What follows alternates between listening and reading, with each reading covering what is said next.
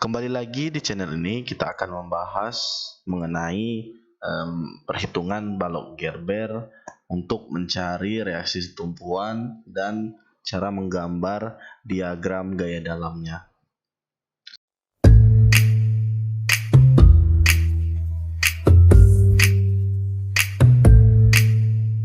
Kesempatan kali ini yang akan dijelaskan adalah seperti pada digambar, di mana kita memiliki sebuah model struktur dua bentang dengan tiga peletakan sendi di ujungnya dan roll di tengahnya, dengan dia dibebani oleh tiga buah jenis beban. Yang pertama beban merata sepanjang bentang pertama, kemudian ada beban terpusat yang miring dan beban terpusat yang tegak lurus. Nah, untuk cara pengerjaannya, pertama kita harus tentukan dahulu di mana sendi dari si balok ini. Nah, itu kita tentukan sendiri. Di sini pada contoh kita menggunakan sendinya di 1,2 di sini. Kemudian untuk beban yang miring kita menggunakan sudut 35 derajat. Nah, untuk cara penyelesaiannya yaitu kita harus menghitung reaksinya satu-satu. Pada balok Gerber itu ada balok induk dan balok anak. Maka pada model struktur ini yang kita analisis sebagai balok anak adalah dari sendi S ini sampai ke titik B. Kita hitung reaksi peletakannya. Nah, reaksi peletakan di sini itu kurang lebih sama seperti cara balok sederhana yang biasa. Untuk mencari reaksi peletakan, kita menggunakan sigma momen. Bila kita ingin mencari nilai vertikal B atau reaksi vertikal di titik B, itu kita menggunakan persamaan sigma momen di titik S sama dengan 0. Dengan beban yang bekerja di sini P, kita arahkan ke arah titik MS, yaitu P4 dikali dengan L4 atau di sini 1,3. Kemudian di sini ada FB, karena dia berlawanan arah jarum jam maka minus FB dikali 2,5 ditambah 1,3. Nah, didapatlah nilai FB yaitu 7,256 kilonewton. Selanjutnya untuk VS kita menggunakan sigma MB sama dengan 0, didapat VS-nya adalah 13,954.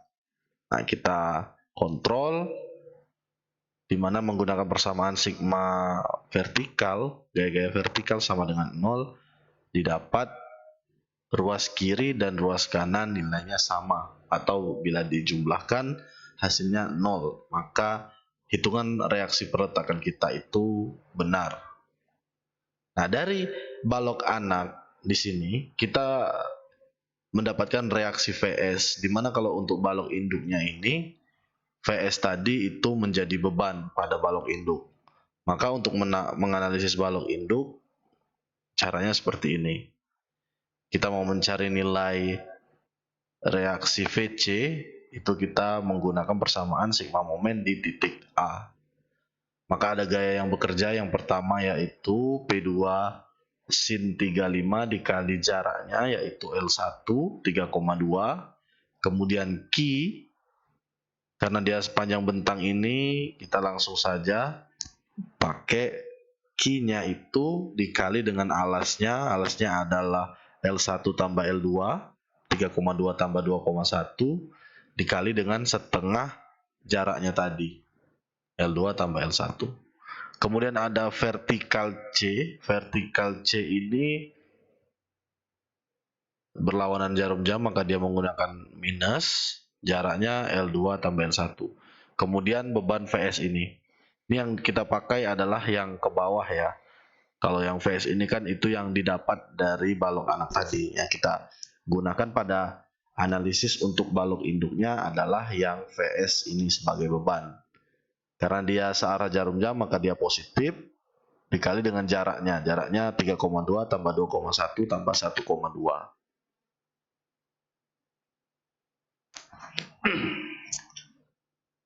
Maka didapat nilai VC sebesar 2,6.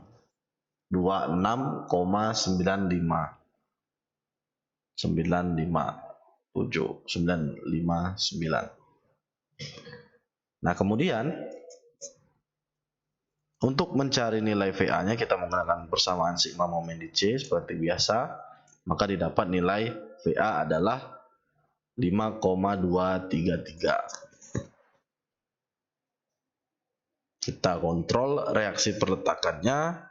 Kalau ruas kiri dan ruas kanan 0, maka hasilnya adalah benar. Oke, selanjutnya untuk mencari gaya dalam. Kita mencari gaya dalam dimulai dari sebelah kirinya dahulu. Kita buat segmen dari titik A ke titik D, di mana titik D ini adalah titik yang ada beban miring atau P2 di sini. Untuk persamaan momen, ya arah gaya kita arahkan ke titik tersebut sepanjang X, berarti VA dikali X, kemudian beban meratanya dikalikan alas kali X dikali setengah jaraknya, setengah X.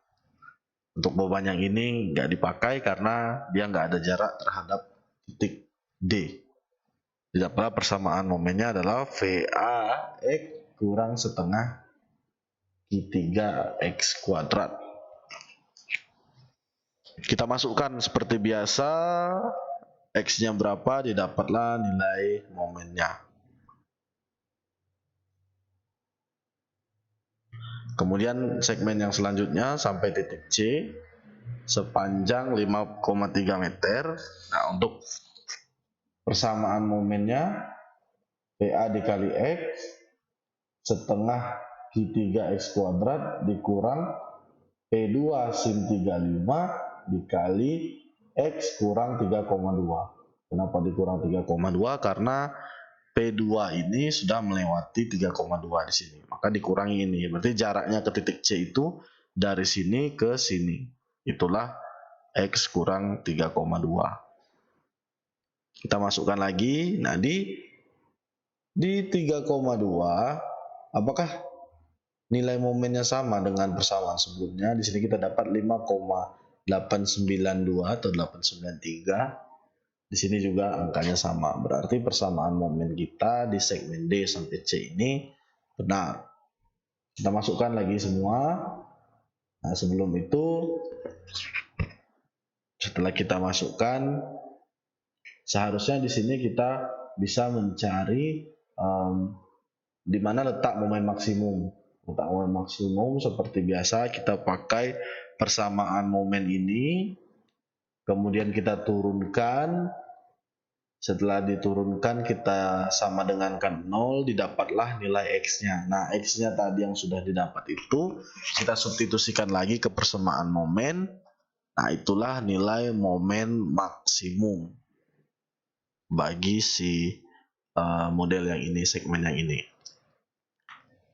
Jadi dicari juga ya persamaan momen maksimumnya. Kemudian segmen C sampai ke sendinya, yaitu mulai dari 5,3 sampai 6,5. Persamaan momennya adalah VA kali X, itu jelas. Kemudian Q3 dikali alasnya dikali jaraknya, berarti setengah alasnya ini ditambah X kurang 5,3. Kenapa X dikurang 5,3? Karena jarak dia tuh kan ke titik X-nya itu dari tengahnya ini ke sini kan. Segmen ini kan mulainya dari sini. Berarti segmen yang mulainya dari sini ini sudah melewati 5,3 gitu. Jadi kalau misalnya dia, ini kan sisanya dari 5,3 itu kan. Nah, berarti jarak si beban merata ini terhadap titik sembarang yang ada di segmen ini sejauh X itu, maka ya X dikurang 5,3 karena sisanya ini kan ditambahi dengan jarak dia ini, karena dia kan di sini ke sini itu adalah setengah dari alas dia atau setengah dari 5,3. Kemudian dikali dengan P2 sin 35 dikali X kurang 3,2 karena dia sudah melewati 3,2. Kemudian ditambah dengan VC dikali dengan X kurang 5,3 karena dia udah ngelewatin 5,3 sampai sini. Oke, kita masukkan nilai X-nya. Pertama kita masukkan 5,3. Kita cek lagi nilainya sama nggak dengan yang persamaan di atas. Di sini kita dapat minus 16,744. Di atas kita juga dapat dengan angka yang sama. Berarti persamaan yang kita pakai ini benar gitu ya. Selanjutnya kita substitusikan hingga ke 6,5. Di 6,5 itu kita dapat momennya 0. Kenapa 0? Karena di situ adalah sendinya. Di bagian sini. Jadi momennya nanti 0. Dia seperti ini nanti gambarnya. Nah, kemudian segmen selanjutnya yaitu dari segmen S ke titik E. Di balok anak ya, balok anak SB. Dari panjang 6,5 sampai 7,8 di beban terpusatnya. Berdasarkan balok anak, maka persamaan momennya adalah VS dikali X dikurang 6,5. Kenapa dikurang 6,5? Ya karena sebenarnya ini udah ngelewati 6,5 gitu. Nah, kita masukkan hasilnya sama 0 seperti yang di atas tadi. Kemudian kita masukkanlah X yang lain. Selanjutnya segmen berikutnya di 7,8 sampai 10,3. Persamaannya adalah Fs dikali X kurang 6,5 karena udah melewati 6,5, terus P4 dikali X kurang 7,8 karena udah melewati 7,8 di sini ya. Nah, ini dimasukkan hasilnya sama, berarti persamaan kita sama. Kemudian kita input semua sampai di ujung dari perletakannya atau baloknya dapatlah nilai 0. Berarti persamaan kita benar karena di ujung sendi itu emang 0 nilainya. Nah, ini kalau kita menggunakan mencari nilai persamaan momen dengan tetap membagi dia balok induk dan balok anak. Nah, sebenarnya kita bisa juga menghitungnya dengan satu kesatuan balok utuh. Nah, kalian boleh versi yang seperti ini atau kesatuan balok utuh. Itu sebenarnya nanti hasilnya sama saja. Nah, setelah dapat persamaan momen, kita mencari nilai gaya lintang. Nah, gaya lintang ini seperti biasa persamaannya adalah turunan dari persamaan momen. Jadi persamaan di sebelumnya di persamaan momen itu kita gunakan dengan menurunkan persamaannya, didapatlah persamaan gaya lintang. Nah, didapatlah persamaannya seperti ini. Nah, kita masukkan gaya dan jaraknya. Didapatlah angka-angkanya. Oke, kalau untuk gaya lintang ini tidak begitu banyak yang bisa dijelaskan karena tinggal hanya menurunkan dari persamaan momen di atas. Jadi ini mudah ya. Nah, kemudian segmen selanjutnya ini kita mengikuti untuk segmen-segmen yang sudah kita buat pada persamaan momen. Kita hanya menurunkan persamaan momen tadi sesuai dengan ininya apa namanya sesuai dengan persamaan momennya untuk mencari gaya lintang. Nah, kalau untuk gaya normal ini ada karena ada beban miring pada model struktur kita tadi, yaitu nilai P2. Nah, untuk mencari gaya horizontal, maka nilai reaksi perletakan di titik A, horizontal A, itu adalah sebesar nilai gaya horizontal yang bekerja pada model struktur tersebut, yaitu minus P2 cos 35. Didapatlah nilai 10,00185 kN. Karena reaksi ini adalah arah berlawanan dari gayanya, maka kita menggunakan tanda minus. Nah, nilai gaya normal dari titik A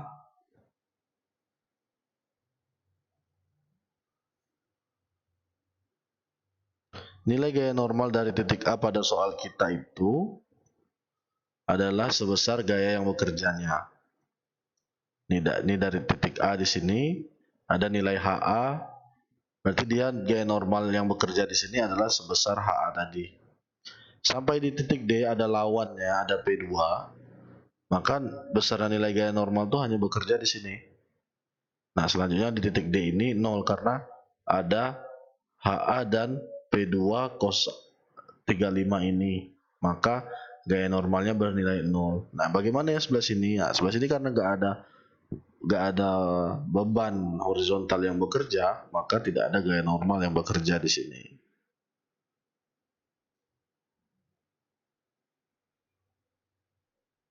Nah, jadi untuk gambarnya, pertama di sini ada gambar bidang momen. Kita tadi dapat di setiap titik ya. Nah, seharusnya kita mencari nilai maksimum itu di mana? Pasti bisa ngelebihin 5,89 ini harusnya. Jadi nanti di tugas kalian buat di mana letak yang maksimum tadi. Nah, kemudian kita dapat nilai minusnya di titik C ini di minus 16,74. Kemudian di tempat yang dimana kita merencanakan sebagai sendi adalah momennya 0. Kemudian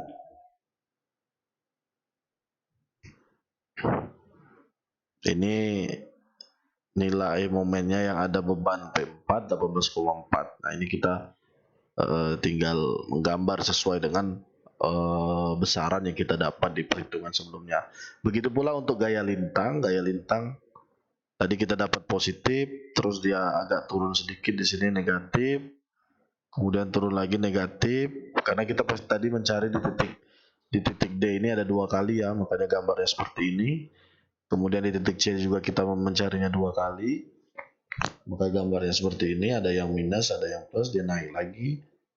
Ini kenapa gambarnya seperti ini, ada yang plus ada minus, karena bebannya di atas adalah beban merata. Beban merata pasti gambar diagram lintangnya seperti ini. Nah, kemudian di bagian ini dia naik plus, nah kemudian dia turun lagi di sini hingga dia dapat di titiknya 0. Nah, untuk gaya normal gambarnya seperti ini, karena gaya yang bekerja itu hanya di titik ini kan, P2 cos 35 tadi. Nah, itu maka kita hanya ada gaya normal di daerah atau segmen sini saja. Di sini kenapa nggak ada? Karena di sini tidak ada gaya yang bekerja.